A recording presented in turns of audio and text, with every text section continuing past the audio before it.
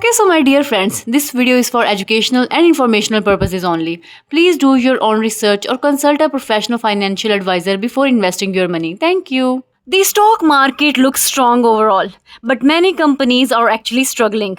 More than one third of the companies in the S&P 500 are losing money this year, and some famous tech giants have dropped by 10 to 50%.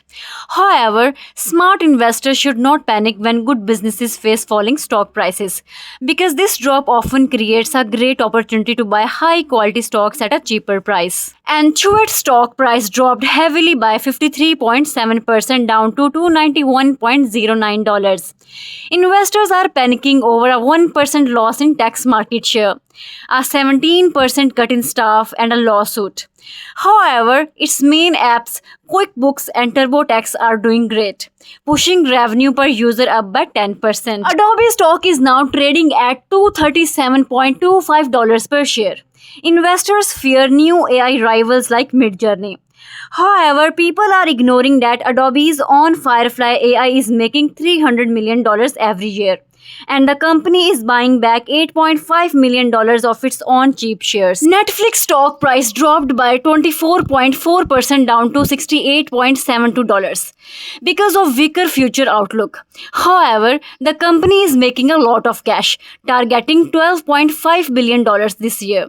Also, its new plan with ads is very popular, getting over 60% of new signups and bringing in $3 billion in ad revenue. Disney stock price dropped by 12.5% down to $97.67 per share, even though its streaming service is finally making a profit.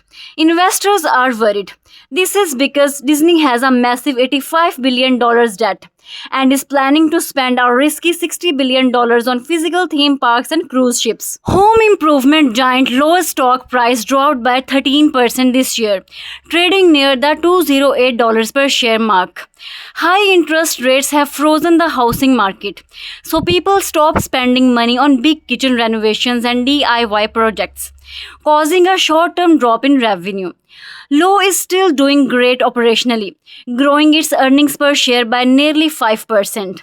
It also safely pays back its patient investors with a 2.5% dividend yield. Don't chase market hype. Instead, look at these beaten down high quality business to build long-term wealth.